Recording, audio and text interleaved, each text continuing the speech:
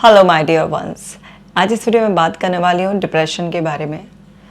Depression कैसे किसी person के अंदर धीरे धीरे डेवलप हो जाता है वो भी मैं आपको पूरा अच्छे से समझाऊंगी, और कैसे डिप्रेशन की स्टेट को ब्रेक कर कर आप वापस से अपनी नॉर्मल स्टेट में आ सकते हैं। सो मैं एक केस के रेफरेंस से आपको समझाऊंगी, आपको समझ में आएगा कि किस तरीके से ये पर्सन डिप्रेशन में गया और कैसे ये वापस आया। तो ये बहुत ही यूज़फुल सॉल्यूशन ओरिएंटेड वीडियो है, आपको बहुत कुछ सीखने के लिए मिलेगा। लास्ट तक देखना है और आपको कमेंट कर कर मुझे ज़रूर बताना है कि आपने क्या सीखा। डियर डिप्रेशन लेट्स ब्रेकअप, जो कि एक मास्टरपीस है, ज़रूर पढ़ें और इसे पढ़ाएं। और आप ऐप को भी डाउनलोड कर लीजिए ताकि आप वहाँ पर डिप्रेशन की एक्सरसाइजेस करें जो कि आपकी हीलिंग जर्नी को फास्ट कर देंगी। तो चलिए अभी हम समझते हैं ज़रा इस केस के बारे में। अब ये लड़का डिप्रेशन ऑलरेडी डायग्नोस्ड होकर मेरे पास आया। साइकेट्रिस्ट ने इनको डायग्नोस किया कि भाई ये पर्सन बहुत सीवियर डिप्रेशन में है।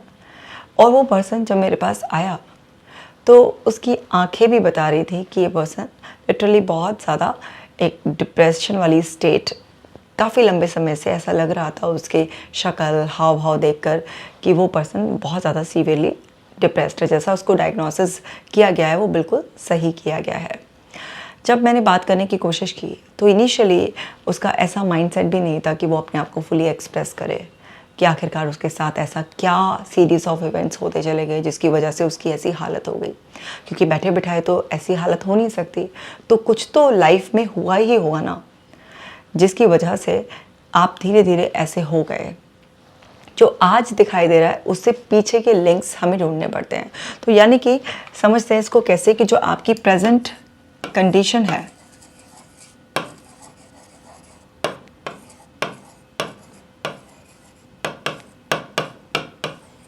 अब ये जो प्रेजेंट कंडीशन है आपकी, यहाँ पर इसके केस में थी डिप्रेशन। तो आखिरकार ये डिप्रेशन वाली जो स्टेट है ये आपके अंदर कैसे मेंटेन हुई, क्या हुआ। भाई अगर आप आज 34 साल के हो तो 34 इयर्स में ऐसा क्या हुआ आपकी लाइफ में जिसकी वजह से एक स्टेट है, थोड़ा बहुत लो मूड हुआ, सैड हुए, कोई बात नहीं, लेकिन एक स्टेट है फिक्स ही हो गई और आप उससे ब्रेक ही नहीं कर पा रहे हो, बाहर ही नहीं आ पा रहे हो। तो कुछ ना कुछ तो ऐसा हुआ होगा ना, कोई ऐसे लाइफ इवेंट्स हुए होंगे, किसी चीज़ का आपको कोई गिल्ट होगा, कोई रिग्रेट होगा, आपसे रिलेटेड होगा, आपके अपनों से रिलेटेड होगा, कुछ तो ऐसा आपके साथ हुआ होगा, या आपके पुअर लाइफस्टाइल की वजह से ऐसा हुआ कि आपके अंदर केमिकल केमिस्ट्री बिगड़ गई, कुछ तो हुआ। तो जब बहुत इनकरेज करने पर, उसको कॉन्फिडेंस में लेने पर उससे बातचीत करी तो तब पता चला कि उसके साथ बचपन से ही कुछ ना कुछ इस तरीके का होता रहा कि उसके अंदर एक निराशा बैठ गई, उसके अंदर एक बिलीफ बन गया कि मेरे साथ ज़िंदगी में कभी भी कुछ अच्छा नहीं हो सकता। उसके अंदर जब ये बिलीफ पूरा सेट हो गया कि मेरी ज़िंदगी बिल्कुल बेकार है, मेरे साथ लाइफ में कभी कुछ अच्छा नहीं हो सकता।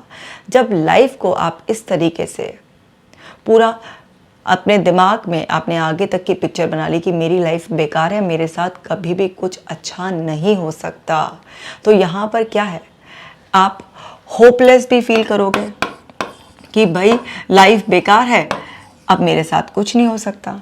अब आपके साथ कुछ ऐसे सीरीज ऑफ इवेंट्स हुए जिसमें आपके कंट्रोल से बाहर थी चीज़, आप नहीं कर पाए और आपने बिलीव बना लिया कि मेरी लाइफ बेकार है, मेरे साथ कभी कुछ अच्छा नहीं हो सकता, तो आप हेल्पलेस भी फील कर रहे हो।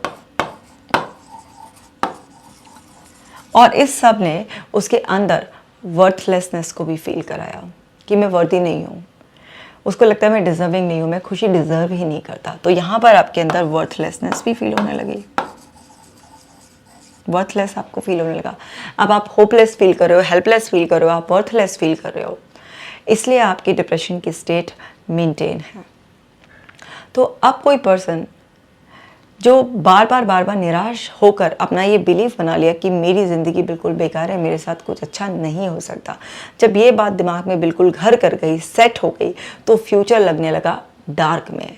और जैसे ही आपके दिमाग को फ्यूचर लगने लगता है डार्क में, बस वहाँ पर आगे होप दिखनी बंद हो जाती है।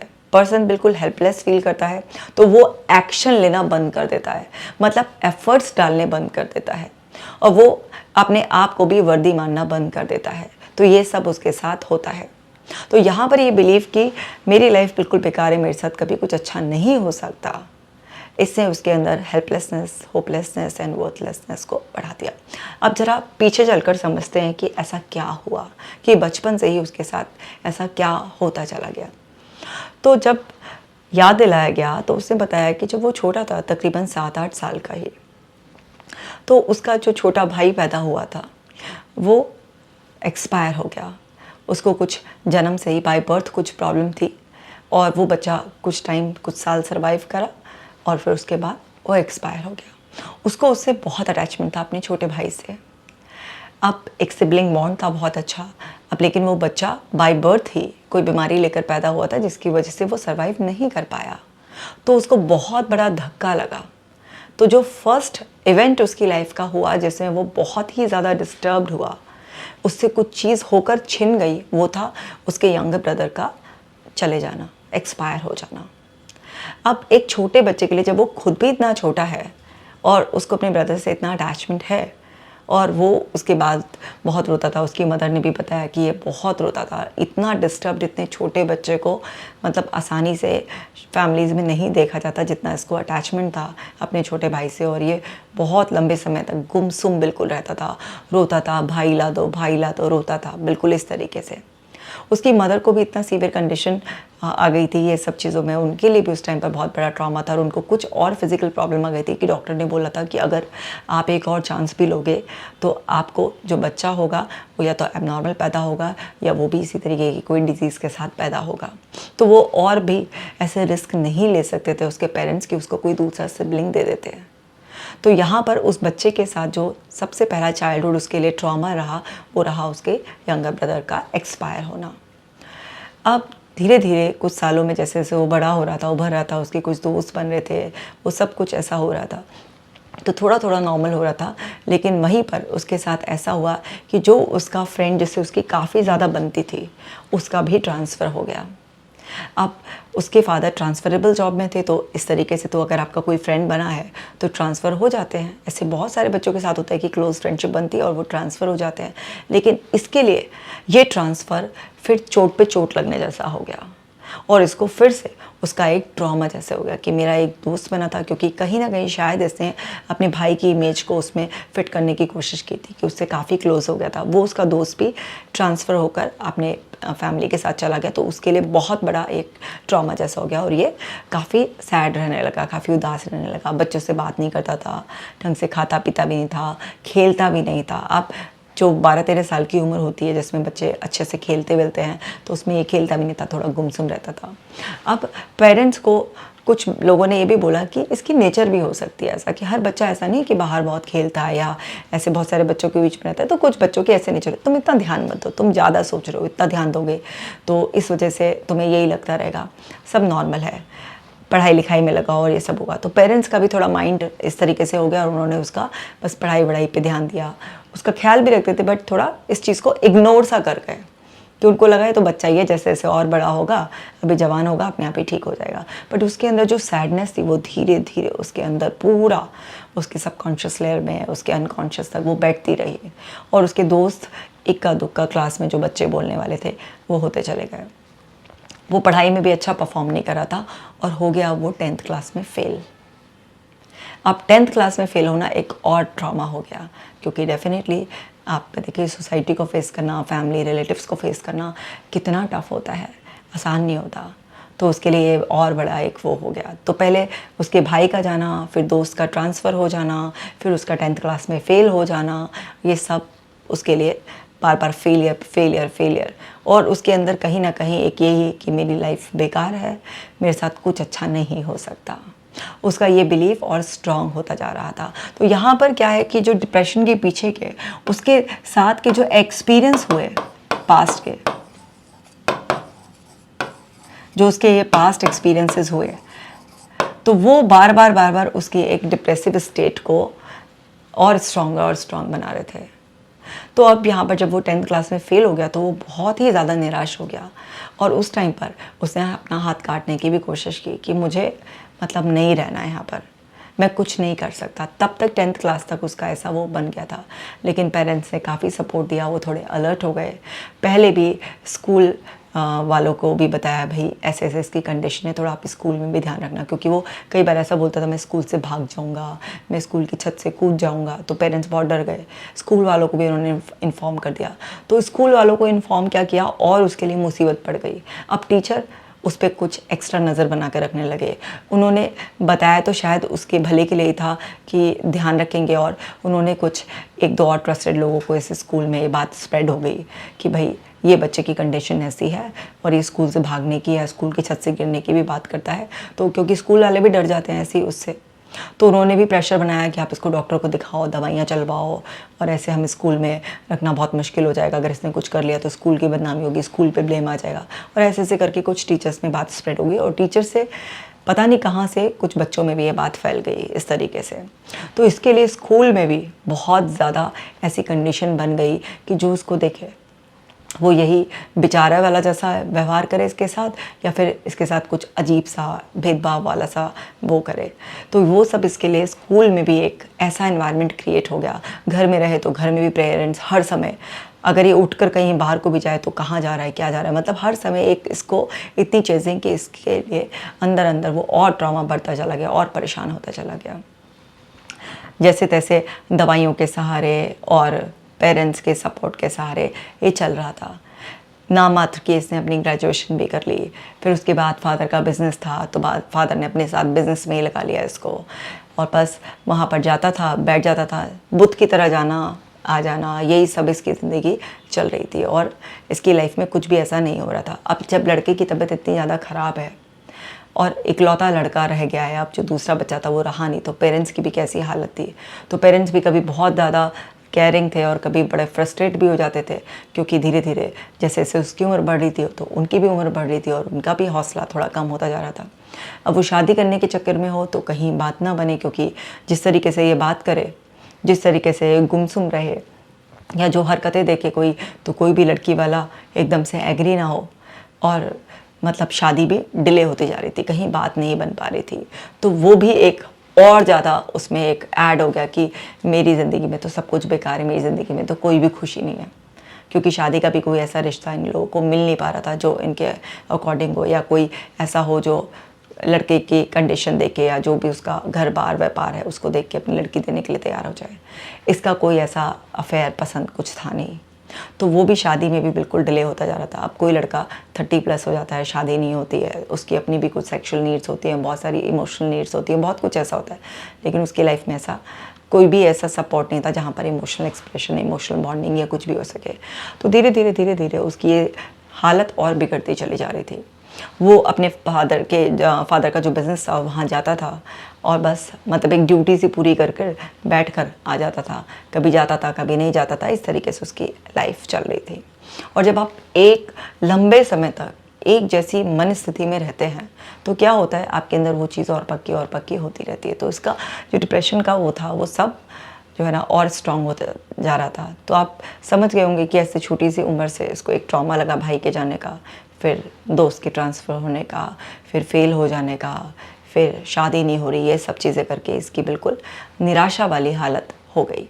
तो ये सब इसके साथ हुआ और बीच में और छोटी मोटी घटनाएं भी बहुत होती रही जो कि इसके उस स्टेट को और मजबूत करती रहीं।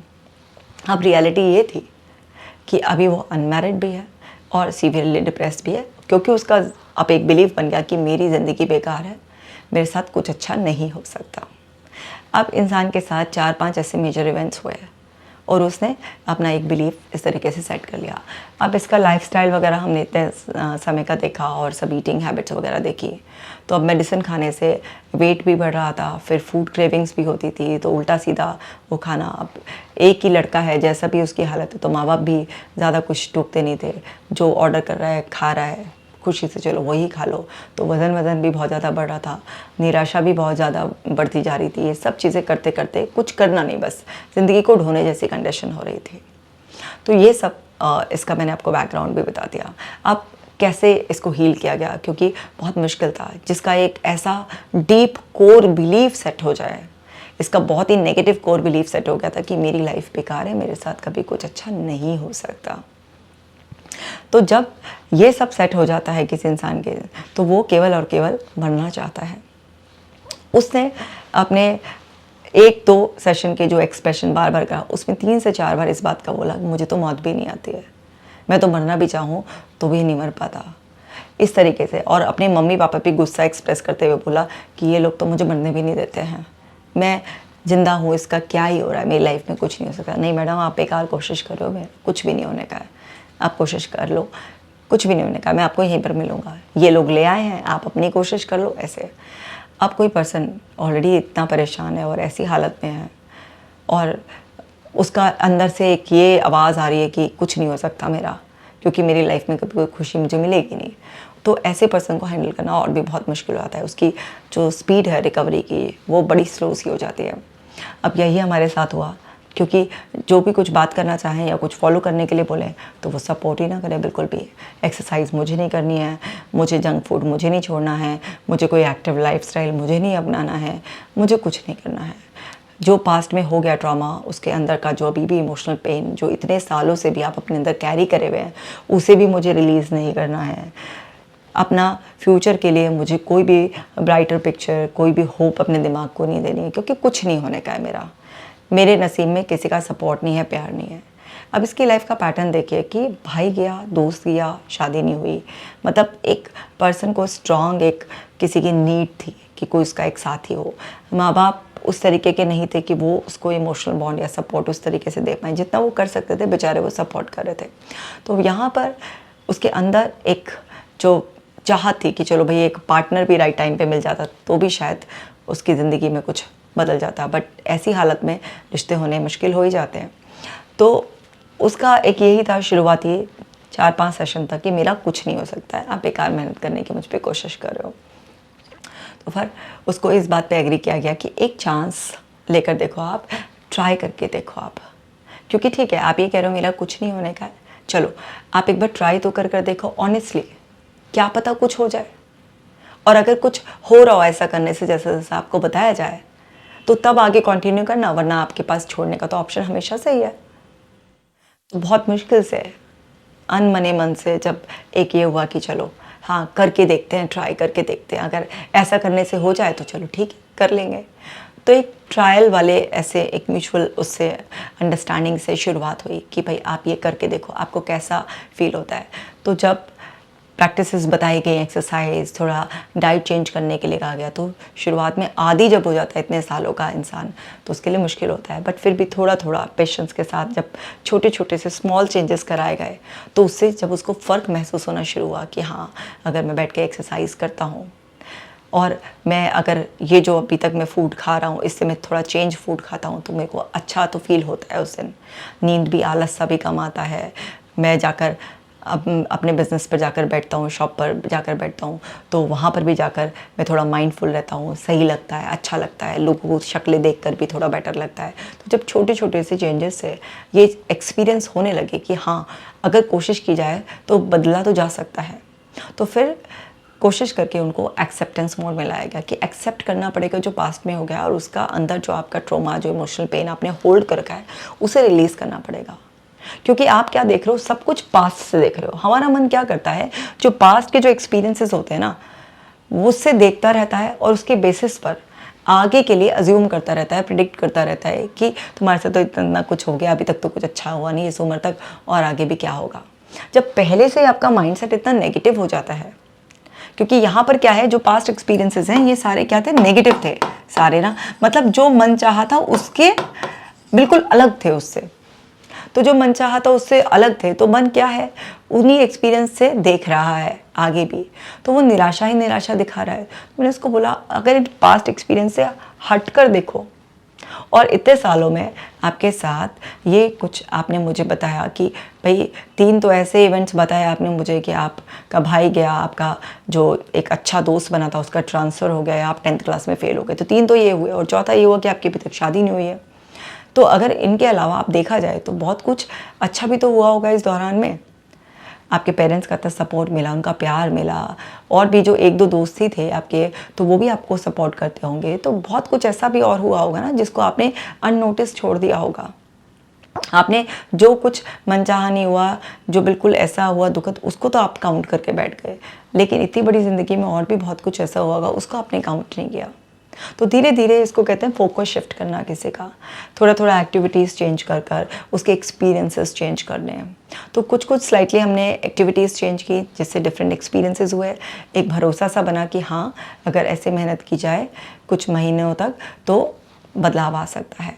और फिर ऐसे ही फोकस शिफ्ट किया, थॉट प्रोसेस को चेंज करा, और हिप्नोथेरेपी से ये जो पास्ट के ट्रॉमास थे, उनके जो इमोशनल एक्सपीरियंसेस स्टोर कर रखे थे बॉडी ने, जो अंदर सबकॉन्शियस में पड़े हुए थे, उन सब को रिलीज़ कराया गया।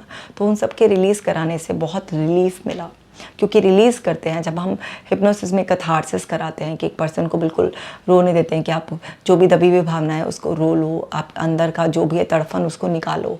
तो जब पर्सन वो जो दबी हुई भावनाएं होती हैं उससे खूब जो भी उसका दुख होता है वो बाहर निकालता है, तो उससे उसको बहुत रिलीफ मिल जाता है। तो एकदम से रिलीज़ करते उसको रिलीफ मिलना शुरू हो गया। और एक्सेप्टेंस, जो अभी तक ऊपर से तो पता था कि जो हुआ सो हुआ, वो तो अभी कुछ नहीं हो सकता, लेकिन जो अंदर से एक्सेप्टेंस नहीं थी उस चीज़ की, वो सब चीज़ें थी, उसकी एक्सेप्टेंस कराई, तो इंसान एक फ्री हो जाता है। उसके जो हुक्स होते हैं जो पीछे उसको होल्ड करते रहते हैं, खींचते रहते हैं, उससे वो फ्री हो जाता है।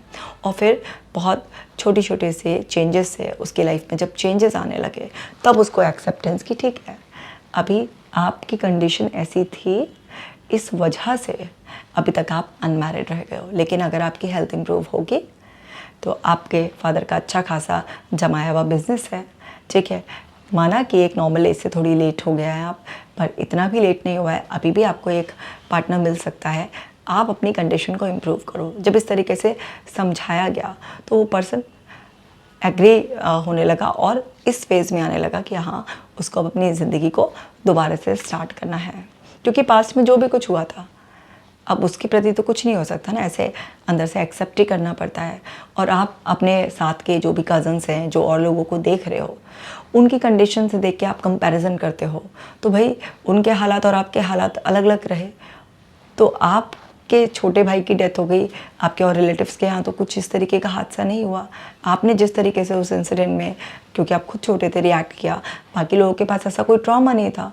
जो आपकी लाइफ में होता रहा वो उनकी लाइफ में नहीं हुआ, तो उनकी लाइफ अलग पैटर्न पे चल रही थी, आपकी अलग पैटर्न पे चल रही थी। तो कोई कंपैरिजन ही नहीं है, ये अनफेयर कंपैरिजन है कि आप दूसरों को देखकर ऐसे अपनी लाइफ का कंपैरिजन कर रहे हो। तो जब समझाया कि आपका कंपैरिजन का बेस गलत है और ये अनफेयर कंपैरिजन है, इससे आपको और हर्ट होता रहेगा और आपने ना एकदम से एक्सट्रीम नेगेटिव कोर बिलीफ बना लिया, तो आप अपने इस बिलीफ को धीरे धीरे आप शिफ्ट करो।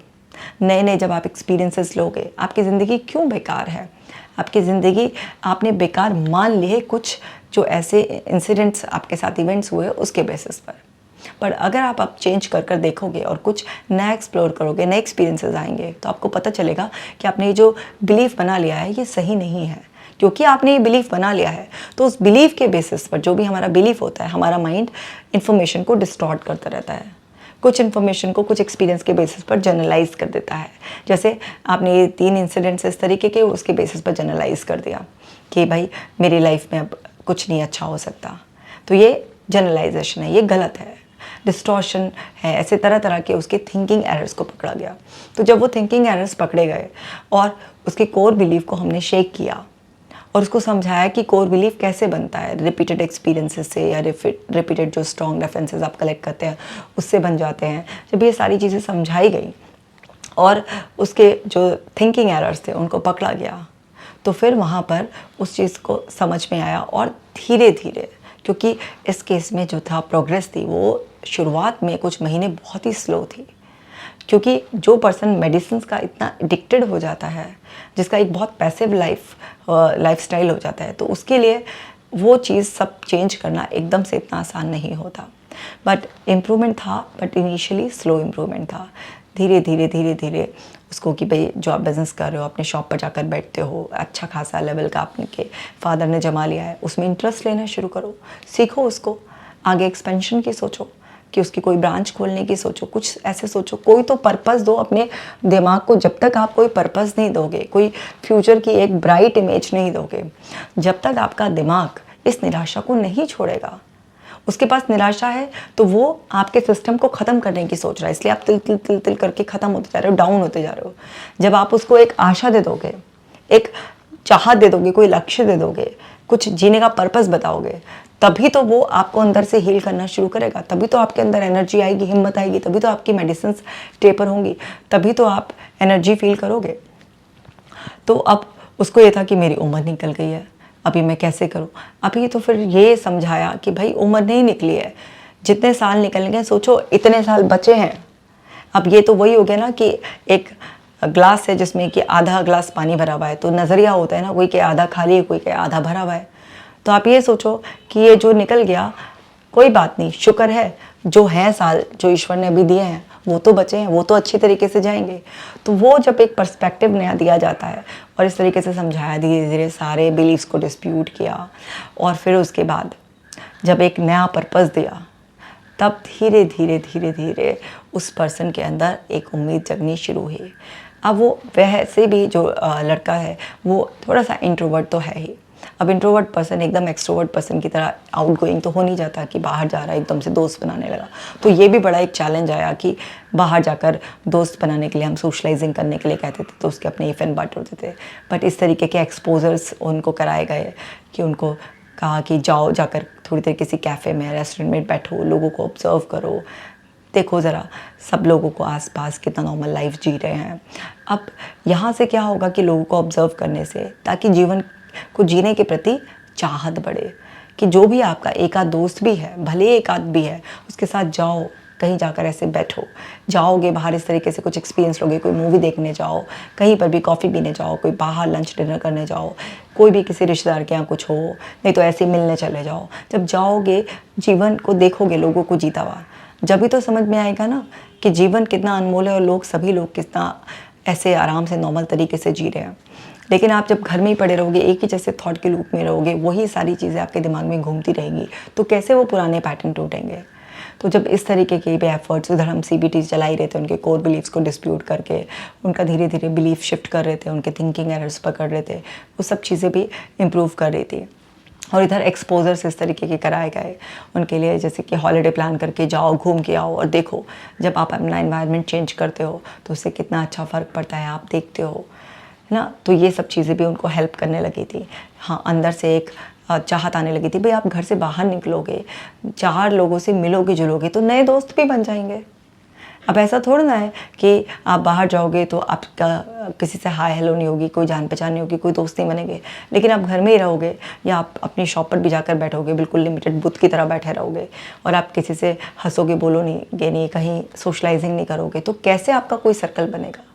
क्या पता जो दोस्त ट्रांसफ़र होकर गया है उससे भी कोई और अच्छा पर्सन आपका दोस्त बनकर आपकी ज़िंदगी में आ जाए। आपको कहीं ना कहीं कुछ एक्सप्लोर तो करना ही पड़ेगा ना, क्योंकि आपने आगे की एजुकेशन भी 10th के बाद ऐसे ही ओपन स्कूल से कर ली, फिर ग्रेजुएशन भी आपने जस्ट ऐसे ही कर ली। तो आपने कभी अपनी स्कूल कॉलेज लाइफ ढंग से ऐसे एक्सप्लोर ही नहीं करी, एक्सपीरियंस ही नहीं करी, तो कभी आपने एफर्ट्स नहीं डाले, तो इसलिए आपके दोस्त नहीं बने। क्योंकि उसको ये भी था मेरे दोस्त नहीं है, मेरी लाइफ में कोई सपोर्ट नहीं है, कुछ नहीं है।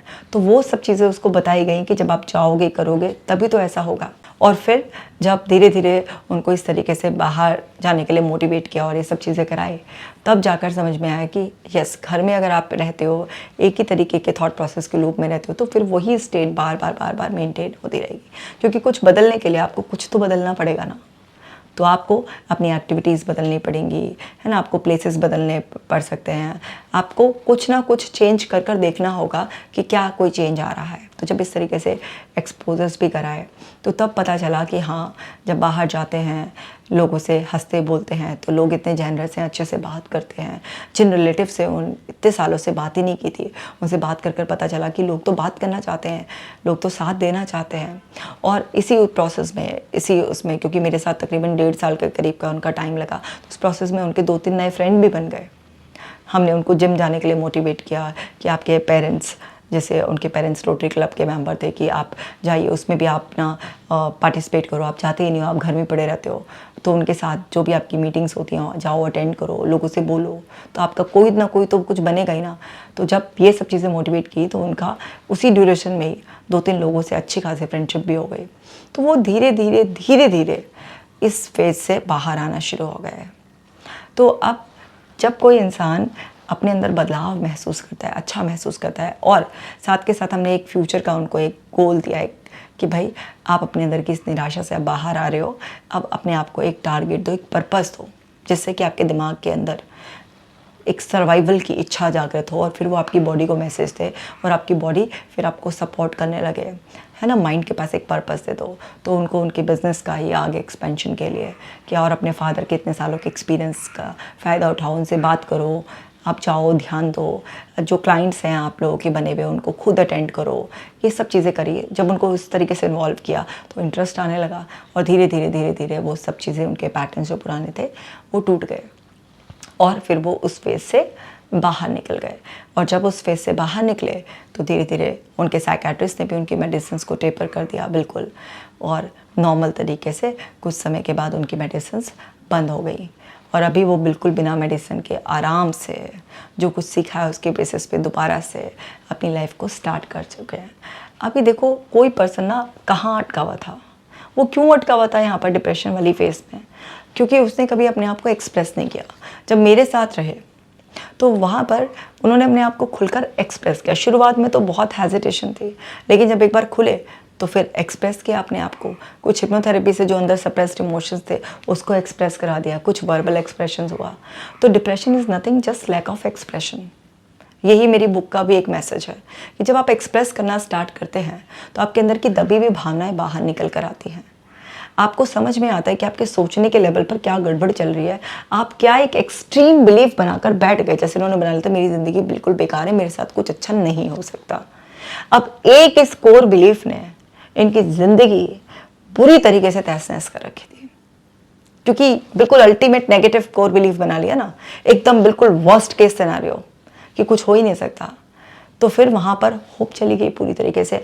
जब अंधकार, तो माइंड बॉडी को क्या देगा, यही देगा ना कि चलो भाई धीरे धीरे डाउन हो, ख़त्म करते हैं इस कलेश को, यही तो होगा।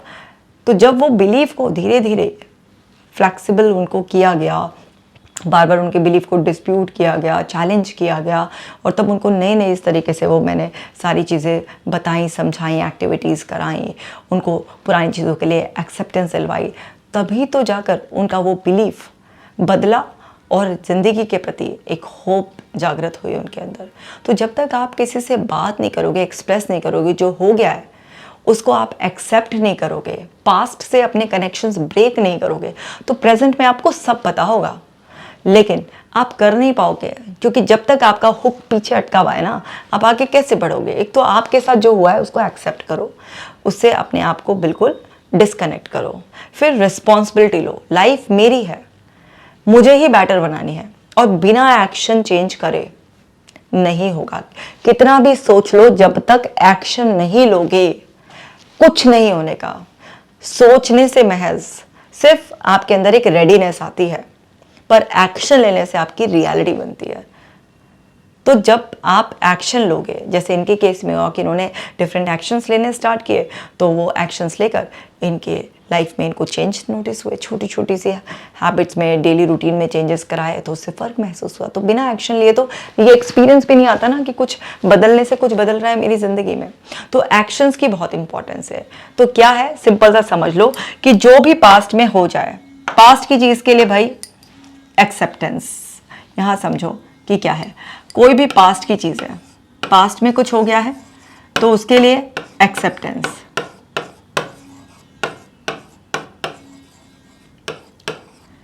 क्योंकि पास्ट कोई नहीं चेंज कर सकता। प्रेजेंट में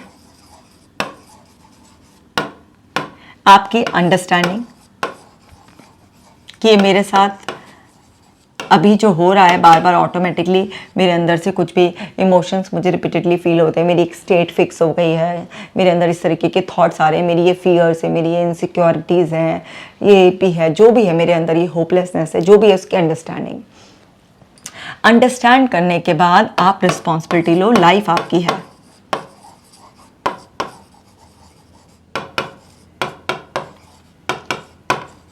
आपकी लाइफ है ना, तो आप ही तो रिस्पॉन्सिबिलिटी लोगे, क्योंकि रिस्पॉन्सिबिलिटी जैसे ही आप लेते हो, आप अपने आप को एबल मानते हो कि मैं कुछ करने लायक हूँ। अब रिस्पॉन्सिबिलिटी ले ली, आपको अंडरस्टैंडिंग हो गई, आपने रिस्पॉन्सिबिलिटी ले ली अपनी लाइफ की। अब आपको चेंज के लिए कुछ एक्शन लेने पड़ेंगे, तो यहाँ पर आपने एक्शंस लेने शुरू करें। तो प्रेजेंट में आपको अंडरस्टैंड करना पड़ेगा, आपको रिस्पॉन्सिबिलिटी लेनी पड़ेगी, आपको एक्शन लेना पड़ेगा, और भाई फ्यूचर के लिए आपको एक होप रखनी पड़ेगी। यहाँ पर आपको एक होप तो रखनी ही पड़ेगी, यहाँ पर एक पर्पस, एक गोल कुछ तो रखना पड़ेगा ना, क्योंकि तभी तो आप आगे जाना चाहोगे। तो आपको ये समझना होगा कि जो है वो सब कुछ होगा प्रेजेंट में। अंडरस्टैंड करना कि भी मेरे साथ ये सब चीज़ें क्यों हो रही है, फिर रिस्पॉन्सिबिलिटी लेना कि ये सब चीज़ मुझे समझ में आ गई, किस चीज़ के लिए मुझे एक्सेप्टेंस करनी है ना, किस चीज़ के लिए मुझे अब मेहनत करनी है, क्या चेंज करना है, सब कुछ समझ में आने के बाद रिस्पॉन्सिबिलिटी लिए बिना डिसिप्लिन डेवलप नहीं हो सकता। जब आप रिस्पॉन्सिबिलिटी ले लेते हो तो आपके अंदर एक डिसिप्लिन डेवलप हो जाता है, क्योंकि कोई डिप्रेस्ड आदमी के अंदर ऐसा तो मोटिवेशन होता नहीं है ना कि वो सुबह उठेगा वो सब है, डिसिप्लिन से हो जाता है। तो यहाँ पर एक चीज़ आपको और प्रैक्टिस करनी पड़ती है कि आप मोटिवेशन के सहारे अपने आप को हील नहीं कर सकते हो कि भाई मोटिवेशन अपने आप आएगा, अंदर से मेरे अपने आप आए तो मैं उठकर वॉक करने जाऊं, मैं एक्सरसाइज करूं, मैं ये रिटन प्रैक्टिस करूं। मोटिवेशन नहीं आता है डिप्रेशन में, आपको डिसिप्लिन डेवलप करना पड़ता है। तो यहाँ पर मोटिवेशन ही डिसिप्लिन, मतलब करना है तो करना है, मन कर रहा है नहीं कर रहा है कुछ नहीं, मन की नहीं सुननी है, मन का इतना ज़्यादा आपको वो नहीं करना है कि बस मन का ही मानना है। आप क्या है, आप मन के गुलाम है क्या? मन जो भी करेगा वही मानेंगे। मन से क्या होता है, आप उस टाइम पर अपनी समझ का, अपनी अंडरस्टैंडिंग का, अपनी जागरूकता का इस्तेमाल करो और डिसिप्लिन डेवलप करो। मन हो या ना हो, उठना है और जाना है। जब धीरे धीरे आप डिसिप्लिन डेवलप कर लोगे तो मन अपने आप ही बदलना शुरू हो जाएगा, क्योंकि मन आपसे ज़्यादा समय तक दूरी नहीं बना के रख सकता।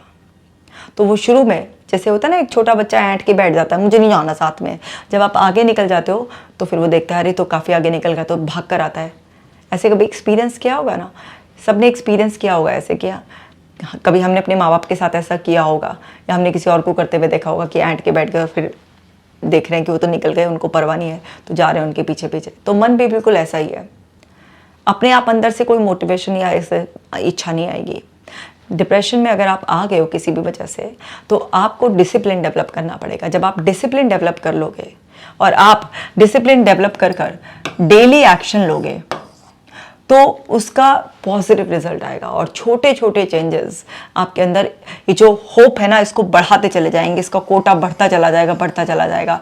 और फिर आपने अपना पर्पस, अपना एक गोल सेट कर ही लिया है ना, क्योंकि नो मैटर आपकी ज़िंदगी में कोई भी इवेंट हो जाए, आपको कोई भी छोड़कर चला जाए, चाहे कोई भगवान के पास चला जाए, कोई कहीं शहर बदल ले, या कोई आपको धोखा दे दे, कुछ भी हो जाए, किसी भी वजह से आपकी ज़िंदगी रुकनी नहीं चाहिए, ज़िंदगी चलनी चाहिए। बहुत अनमोल ज़िंदगी है ये, ईश्वर का इतना खूबसूरत तोहफा हमें मिला है मनुष्य जीवन। हम क्या 2 4 5 इवेंट्स में अटक कर अपनी ज़िंदगी को ख़राब करने लग जाते हैं। एक्सेप्टेंस, स्वीकार करें, जो हुआ उसमें आपका तो कोई दोष नहीं था, वो तो होना ही था। तो यहाँ पर ये सब चीज़ें ना एकदम से भले ही समझ में ना आए, बट धीरे धीरे समझ में आ जाती हैं, क्योंकि जब आप डिसिप्लिन डेवलप करते हो, यानी कि कंसिस्टेंट एफर्ट डालते हो आपके, तो डिसिप्लिन डेवलप करने का मतलब क्या है, कंसिस्टेंट एक्शंस आप लेते हो। तो जब आप कंसिस्टेंट एक्शंस लोगे, तो जैसे ही आप अपनी ज़िंदगी में छोटे छोटे बदलाव करोगे, तो उनके बड़े बड़े परिणाम आपके सामने आने शुरू हो जाएंगे, और इससे आप कितनी भी डिप्रेशन में क्यों ना हो, आप उससे बाहर आ जाएंगे। तो उम्मीद करती हूँ कि आपको अच्छी तरीके से समझ में आ गया होगा। और देखो, साथ के साथ एक्सरसाइज, डाइट, लाइफस्टाइल की तो बहुत इंपॉर्टेंस रहती ही है। तो ये सब चीज़ें समझ कर आप जो है ना अपनी ज़िंदगी में बदलाव करो। आपकी लाइफ में चाहे कुछ भी हुआ हो, किसी भी वजह से आप डिप्रेशन में चले गए हो, पर आप उस डिप्रेशन वाली स्टेट से बाहर आ सकते हो। रुको मत, वहीं पर मत पड़े रहो, अपनी अनमोल ज़िंदगी को मत गवाओ। मैं चाहती हूँ कि आप घर बैठे ही अपने सारे इश्यूज से ठीक हो जाओ। इसलिए जो भी आज आपने सीखा है, अगर आपसे अनजाने में कुछ गलती हो रही है और इसलिए आपकी डिप्रेशन स्टेट ब्रेक नहीं हो रही है, तो सीखकर अपनी ज़िंदगी में उसको बदल लो और खुशहाल तरीके से अपनी ज़िंदगी को जियो। मैं मिलूँगी आपसे नेक्स्ट वीडियो में। आप अपना खास ख्याल रखना।